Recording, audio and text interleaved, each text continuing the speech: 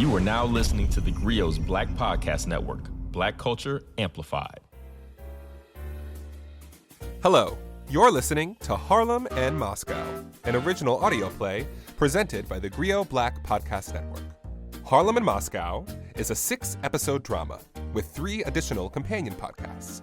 Harlem and Moscow, Red Flags. Harlem and Moscow is based on a true story.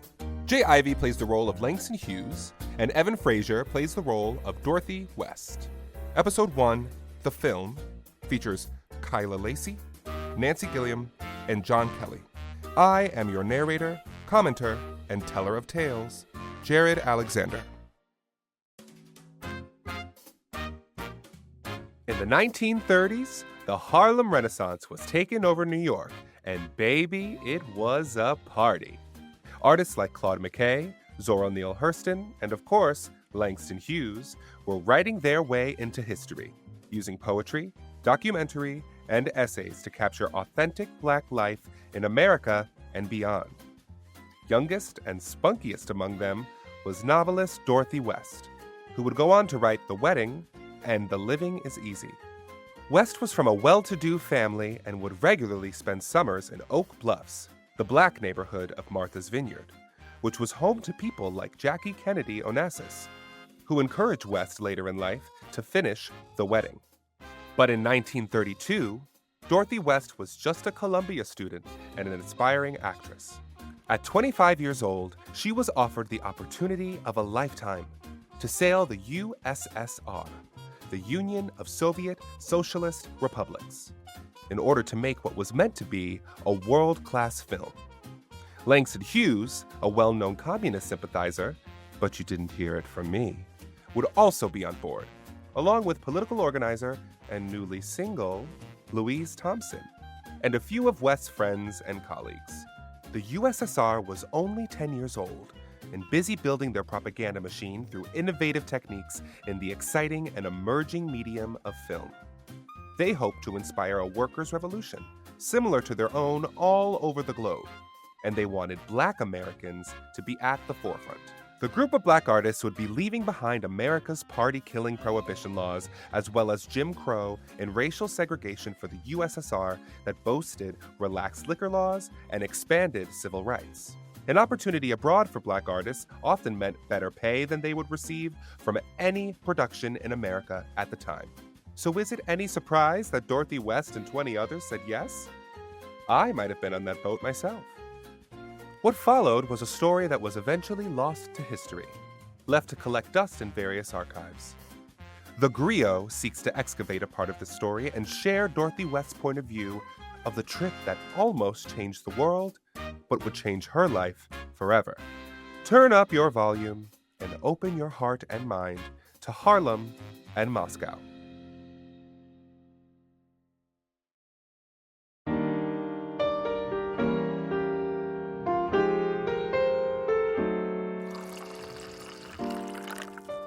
Here you are, Mom. You ought to try milk in your tea. That's how the Russians do it. I like my tea how I always have. I'm just happy to have you home to fix it. I thought of you every day that I was abroad. No matter how fun the party or delicious the champagne, my heart was with you, especially after... Well, I just wanted to make sure you were all right. I've had wonderful people around me all year. Never a moment to myself, bless them. But never you mind that. You're back in Oak Bluffs. Just in time for the season, thank goodness. We have some new bachelors just moved to town, and you know, Helen finally got her William to propose. Finally? They've been going together less than a year. It was past time. Past time for you, too, now that you've got all of this out of your system. Now, Miss Dorothy West, traveler extraordinaire, tell me about your year in Moscow. Mom, I sent you letters practically every week. I came up here to talk to you about something else, and it regards the season. Tell me about your trip first, from the beginning. Harlem and Moscow and Mr. Langston Hughes. Afterwards, we can talk about your plans for the summer. All right, all right.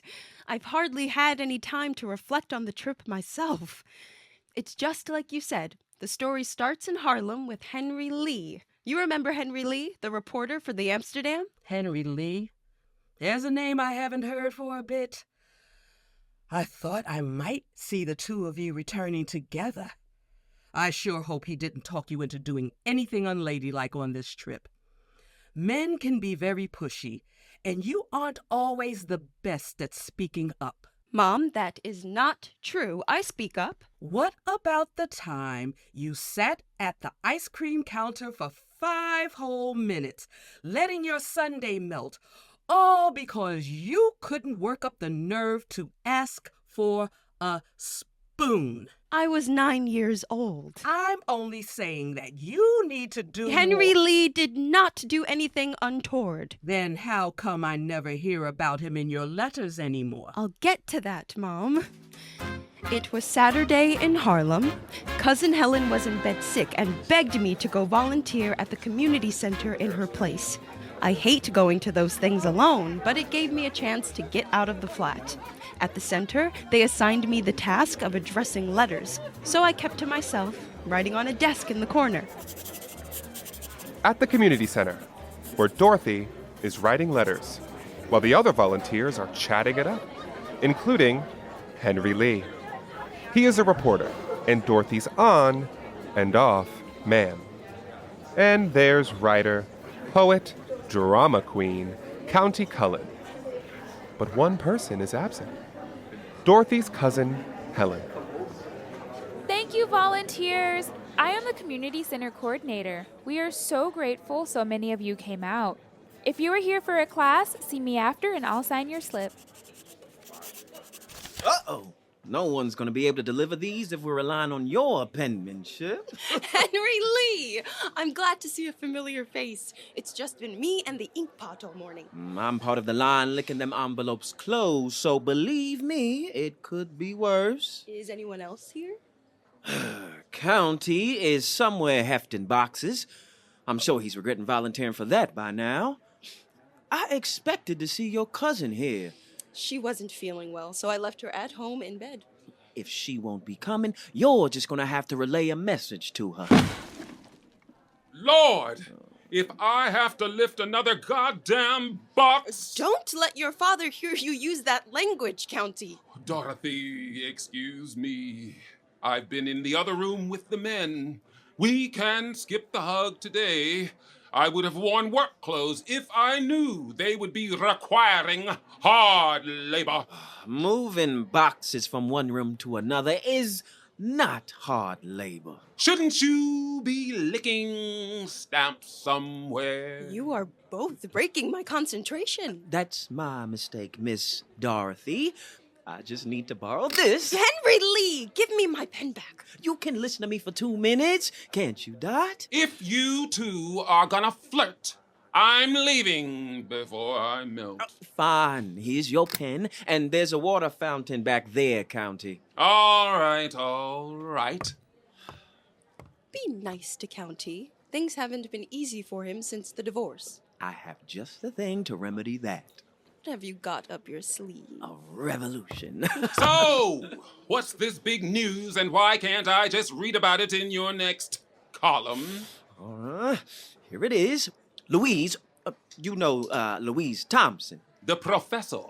Wally's ex-wife? Right. She's organizing for a movie. But, get this, they're filming in Moscow. Louise asked me if I was interested in going and if I could find some friends that would be too. Wait, why would Louise invite you? Oh. Jealous, Doc? I'm only wondering why she asked a journalist to sail to the other side of the world to make a film. I'll be writing about it for the Amsterdam. Louise said all they asked for was a group of genuine Negroes, and I think we all fit the bill. Who is they? The party.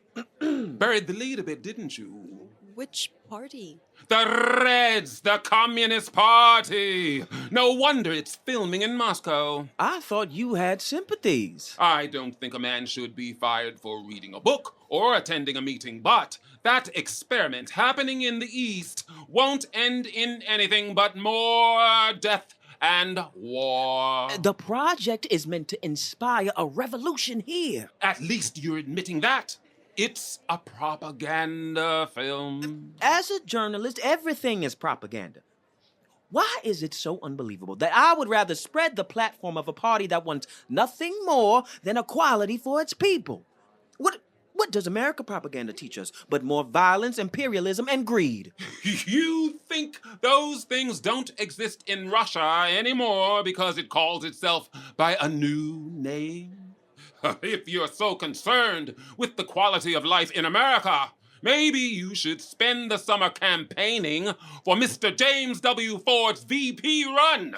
That would do more for the cause than sailing all the way to the other side of the world to sing and dance. This isn't a minstrel show. We'll see. Can we please get back to the film? I, for one, want to hear more. I'm due for a bath back home. Put me down as a no. You didn't let me tell you the best part. Your pal, Mr. Langston Hughes, is going. Oh, what do I care about that? I see more than enough of Lang here in the city. Langston Hughes? Will he be acting in the film? Not sure, but he's very excited for this project. Of course he is. He's as red as they come. Imagine what we could learn. I've always wanted to put my writing in front of him. Attention volunteers! Excuse me. If you are looking for more to do, please meet the coordinators down in the basement. I'm getting out of here before they find more boxes to move.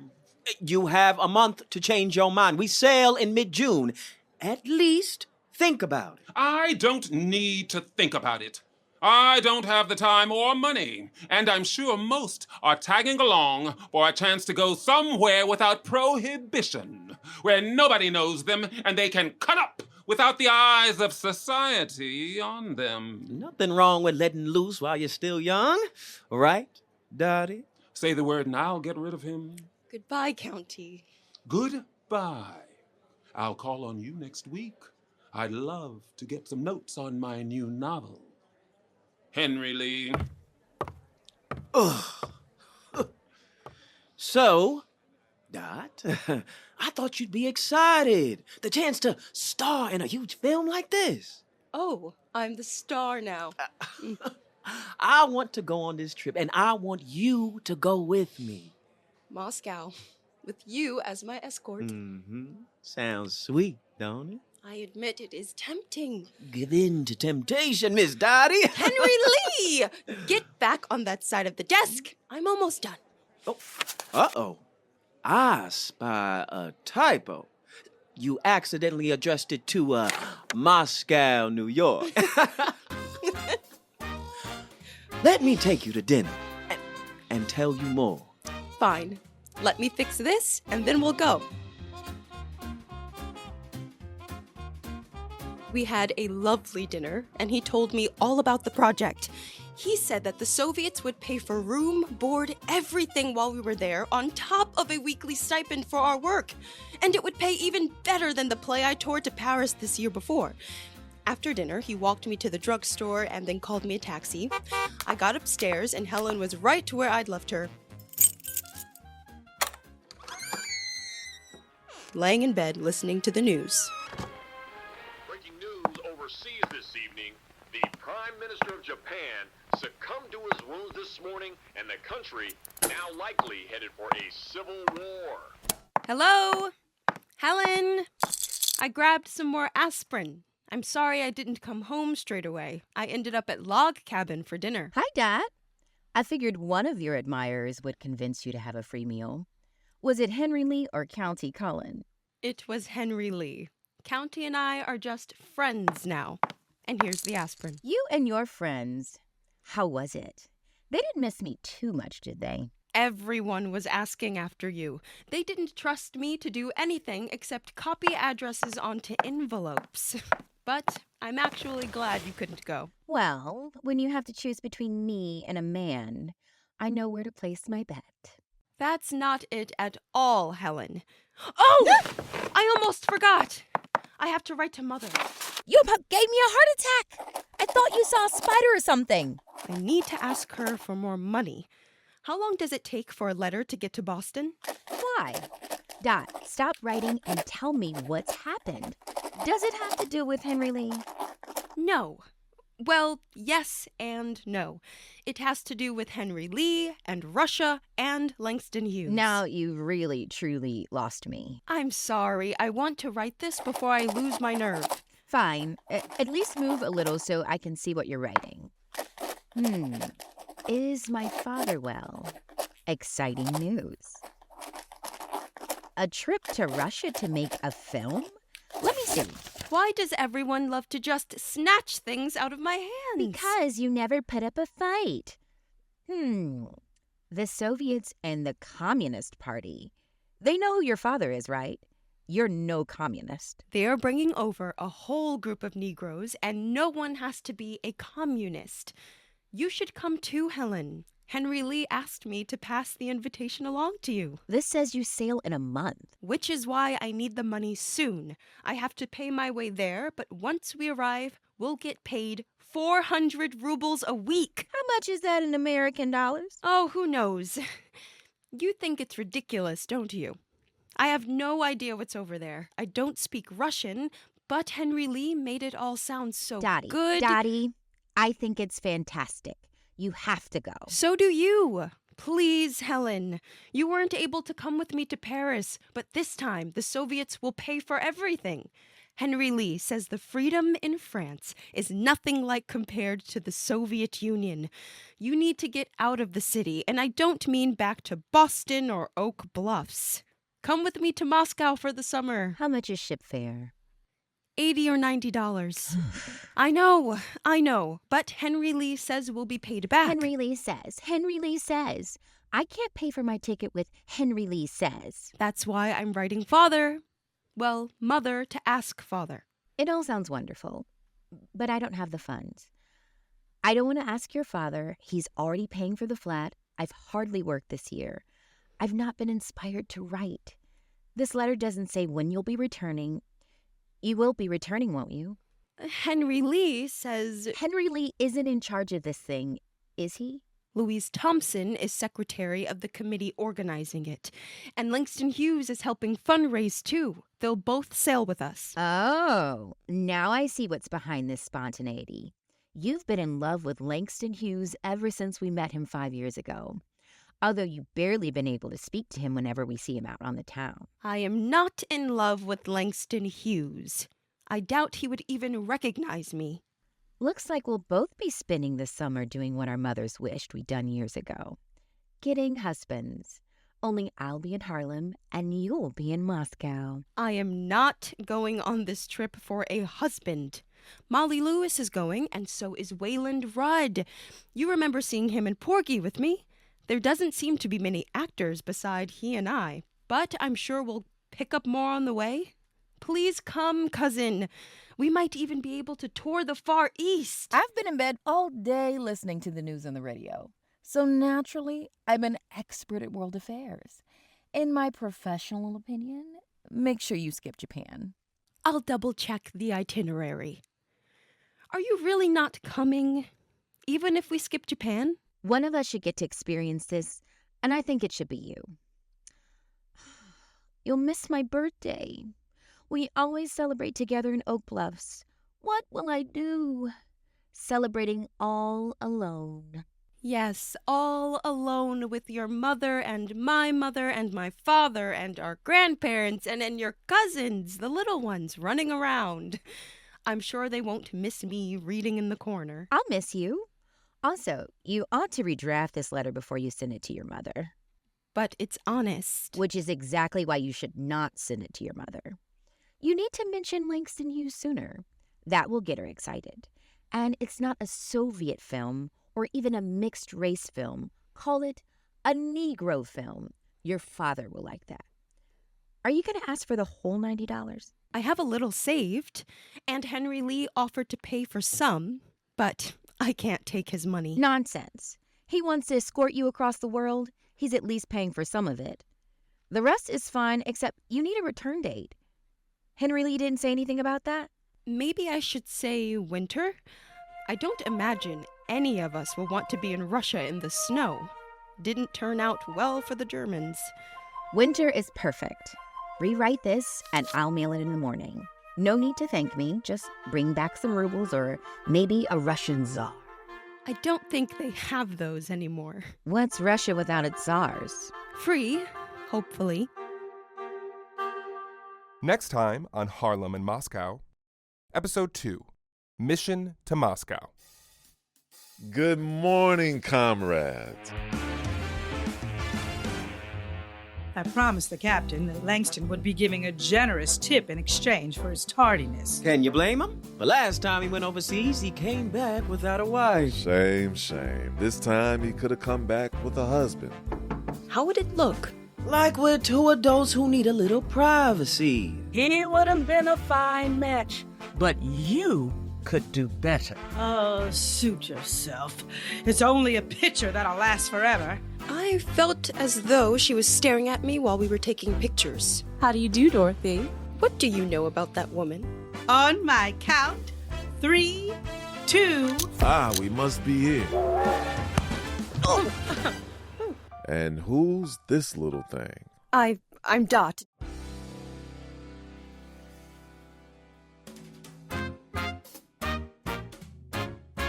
Thank you for listening to Harlem and Moscow, an original audio play presented by the Griot Black Podcast Network.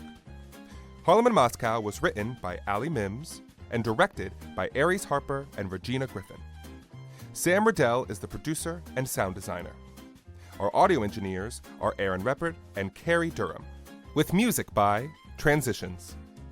We'd like to thank our amazing cast: Evan Frazier as Dorothy West, Nancy Gilliam as Rachel West, KYLA LACY as Helene Johnson, Broderick CLAVERY as Henry Lee, Basil Rodericks as County Cullen, Sydney Apollonio as the volunteer coordinator, and John Kelly as the news reporter. Harlem and Moscow continues with Episode 2, Mission to Moscow. But first, if you're dying for more on the real story and the real people, check out our companion podcast, Harlem and Moscow, Red Flags. Harlem and Moscow is such a powerful story that few people know about. Please rate, review, share, and tell a friend about this important adventure in Black history.